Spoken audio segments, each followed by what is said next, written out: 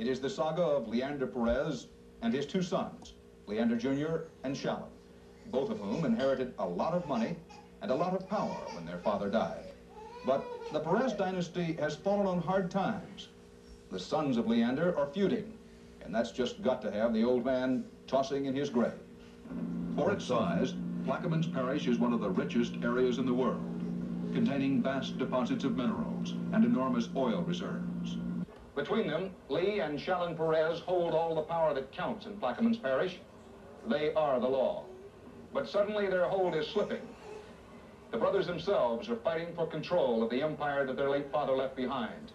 And there are signs that the domination of Plaquemines Parish by the Perez family may finally be coming to an end. And both of them no longer, in my opinion, have the confidence, nor do they deserve to serve in public office in Plaquemines Parish.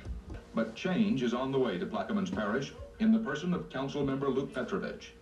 In the midst of the feud between the brothers, Petrovich has stepped in, emerging as leader of a group that seeks to topple from power both Perez brothers.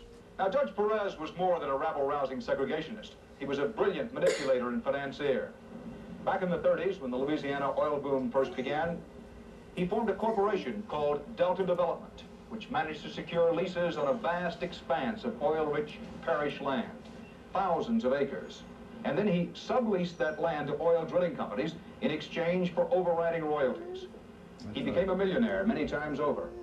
And even today, Delta Development is a Perez family gold mine. There is no way that they could have been treated more fairly.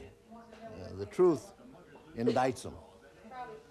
And the mere fact that they are trying to say that I can be district attorney, and that's what Lee is saying, and Shallon is saying that I can be president of the council and commissioner of public affairs who is entrusted with the responsibility of supervising those parish lands, and at the same time try to tell the people that they are justified in getting millions of dollars from those very lands that they control, is in itself a story which indicts them.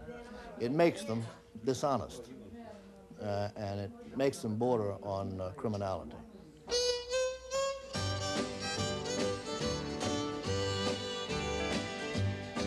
Well, why don't you love me like you used to do? How come you treat me like a worn-out shoe? My hair's still curly and my eyes are still blue. Why don't you love me like you used to do?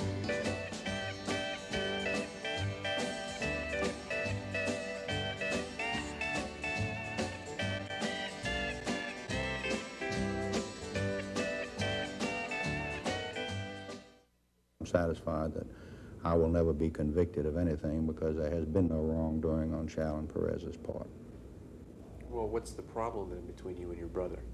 Well, very unfortunately, I had an older brother who liked to play, who really never took his job seriously, and a lot of it had to do with the fact that Shallon Perez had to tell his brother from time to time, well, look, Lee, you want an airplane to fly back and forth to your hunting camp and to your fishing camp, and that's just not right. That's not an authorized expenditure of public funds. And many other similar situations like that, where I was the guy handling the purse strings, I was the head of the government, and he wanted certain things, and when I told him I'm sorry, I didn't feel that it was an authorized expenditure of public funds, his immediate response was, I'm going to get you, I'm going to investigate you. So You make him sound almost like a child. I beg your You make pardon? him sound almost like a child, like a spoiled. He is. I can't prevent him from saying anything about me. I do not remark about his actions. Well, I have a sworn obligation as district attorney to enforce the law, and that's what I will do. I'm here to serve the people of Plaquemines Parish.